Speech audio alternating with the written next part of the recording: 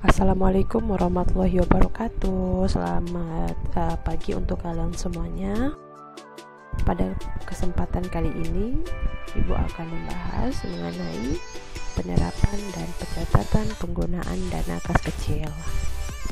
Seperti yang kalian ketahui, kas kecil atau biasa disebut dengan petty cash merupakan dana yang dimiliki oleh kantor yang berfungsi untuk pengeluaran bersifat rutin dan jumlah pengeluaran yang relatif kecil. Penggunaan dana kas kecil menyesuaikan dengan kebutuhan perusahaan, misalkan untuk membiayai listrik, air, langganan koran, dan sebagainya. Pada dasarnya, metode pencatatan kas kecil pada umumnya dibagi menjadi dua, yaitu metode dana tetap atau impres dan metode dana tidak tetap atau fluktuasi. Nah, pada video kali ini Ibu akan memberikan kalian penjelasan mengenai pencatatan menggunakan metode dana tetap atau impres. Berikut ini merupakan pengertian metode dana tetap. Berdasarkan pengertian menurut Nur Aida ini, dapat disimpulkan bahwa dalam metode dana tetap, jumlah dana atau saldo kas kecil akan selalu sama setiap bulannya, menyesuaikan saldo awal pembentukannya. Ini dikarenakan setiap pengisian kembali kas kecil menyesuaikan dengan jumlah pengeluaran yang dikeluarkan oleh pemegang kas kecil.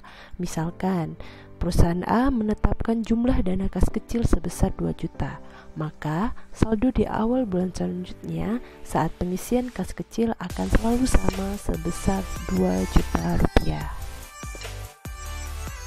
Berikut ciri-ciri pengelolaan metode dana tetap. Yang pertama, pengguna kas kecil meminta penggantian kepada kas umum dengan menyerahkan bukti-bukti pengeluaran yang telah dilakukan. Yang kedua, penggantian dana kas kecil dilakukan dengan penarikan cek yang jumlahnya sama dengan dana kas kecil yang sudah dikeluarkan. Dana kas kecil yang tersedia akan kembali kepada jumlah yang ditetapkan. Yang ketiga, pada saat dilakukan penggantian dana kas kecil, bukti-bukti pengeluaran dicatat dalam jurnal pengeluaran kas oleh kas umum. Intinya, dalam metode dana tetap ini, setiap pengisian kembali kas kecil harus menyerahkan bukti-bukti pengeluaran sesuai dengan jumlah kas kecil yang telah dikeluarkan. Selain itu, ketika terjadi pengeluaran kas kecil, pengeluaran tersebut tidak langsung dicatat ke dalam jurnal, melainkan pengeluaran tersebut dicatat ketika apabila ada pengisian kembali kas kecil.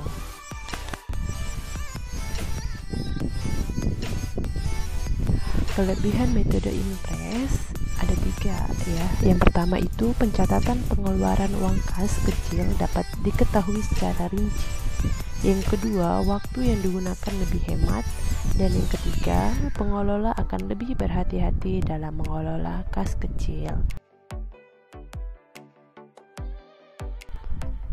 Metode impres juga memiliki kekurangan apabila diterapkan dalam mengelola dana kas kecil. Yang pertama yaitu saldo kas kecil tidak dapat diketahui setiap saat. Ini dikarenakan pencatatan pengeluaran kas kecil tidak langsung dicatat ke dalam buku jurnal, tetapi pada saat pengisian kembali dana kas kecil, kecuali pemegang kas kecil menghitung secara manual atau melakukan perkiraan atas jumlah pengeluaran yang telah dilakukan. Nah, yang kedua, pengisian kembali saldo kas kecil tidak dapat dilakukan setiap saat. Pengisian saldo kas kecil baru dapat dilakukan setelah melakukan perhitungan jumlah dana atau perkiraan dana yang tersisa. Yang ketiga yaitu hanya dapat dikelola oleh orang yang menguasai manajemen keuangan.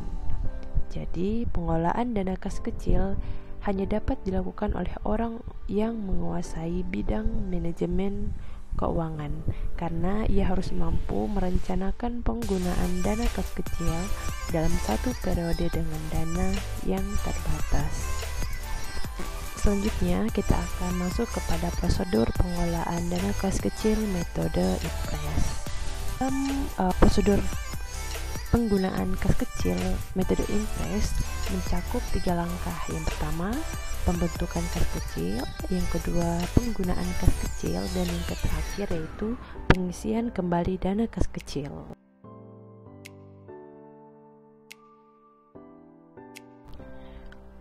Pada pembentukan kas kecil, yang pertama yang harus dilakukan yaitu perusahaan menunjuk karyawan sebagai pemegang kas kecil.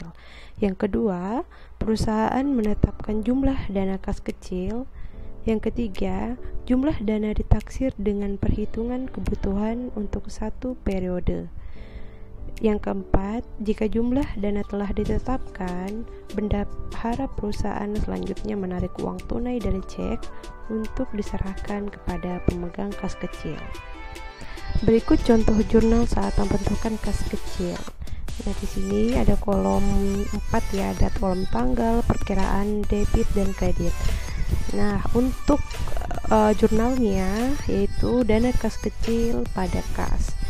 Dana kas kecil bertambah ada di debit, kemudian kas berkurang ada di kredit. Lanjut ke penggunaan kas kecil. Pemegang kas kecil berwenang untuk melakukan pengeluaran dengan menggunakan uang dalam kas kecil selama tidak bertentangan dengan kebijakan manajemen. Yang kedua, pada umumnya manajemen membuat kebijakan tentang izin dan larangan batas maksimal pengeluaran untuk setiap transaksi keuangan. Selanjutnya, setiap pengeluaran kas kecil harus didokumentasikan dengan menggunakan bukti pengeluaran kas kecil atau yang biasa disebut dengan petty cash voucher, lengkap dengan nomor dan tanggal bukti pengeluaran. Selanjutnya, bukti petty cash voucher tersebut wajib ditandatangani oleh pemegang kas kecil dan penerima uang kas kecil. Kemudian, bila ada bukti pendukung yang lain seperti kwitansi penerimaan atau pembayaran faktur dan sebagainya, maka bukti pendukung tersebut harus dilampirkan pada bukti pengeluaran kas kecil. Nah, yang terakhir, jumlah dana dari semua bukti pengeluaran ditambah jumlah saldo uang kas kecil harus selalu sama dengan jumlah dana kas kecil yang ditetapkan perusahaan. Nah, jadi dalam penggunaan kas kecil ini, pemegang kas kecil wajib mengumpulkan bukti-bukti pengeluaran. Untuk jurnalnya, pada saat penggunaan kas kecil ini tidak ada penjurnalan. Ya, jadi tidak ada. Nanti jurnal untuk penggunaan kas kecil ini akan dipakai ketika pada saat pengisian kembali kas kecil. Kita lanjut ke pengisian kembali kas kecil. Nah, pada saat pengisian kembali kas kecil, pemegang kas kecil mengajukan permintaan dan menyiapkan daftar pengeluaran yang dilampiri bukti-bukti pengeluaran kas kecil. Nah, permintaan tersebut diajukan kepada bendahara perusahaan yang akan mengecek kevalidan kas kecil yang telah digunakan. Nah, yang terakhir, apabila telah sesuai dengan ketentuan, bendahara perusahaan akan memberi persetujuan pada formulir permintaan pengisian kembali dana kas kecil dan menarik uang tunai menggunakan cek sebesar jumlah kas kecil yang telah digunakan. Dengan demikian, jumlah dana kas kecil akan kembali seperti saldo awalnya. Berikut contoh jurnal pada saat pengisian kembali dana kas kecil. Nah, ini misalkan pada saat penggunaan kas kecil ada biaya yang dikeluarkan seperti perlengkapan kantor, biaya angkut, uang makan, dan peralatan kantor. Nah, pada saat pengisian kembali kas kecil, biaya-biaya tersebut dicatat ke dalam jurnal sebesar jumlah yang dikeluarkan.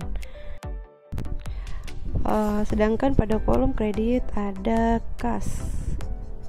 berkurang sebesar 900.000. Ya, sedikit koreksi, jadi untuk kreditnya ini bukan kas kecil ya, tapi kas. Jumlah 900.000 ini merupakan hasil jumlah dari semua total pengeluaran yang dikeluarkan pada saat penggunaan kas kecil. Nah, misalkan yang di atas contohnya perlengkapan kantor senilai 300, biaya angkot sebesar 250, uang makan 200, kemudian peralatan kantor 150. Nah, jika ditotalkan itu senilai 900.000.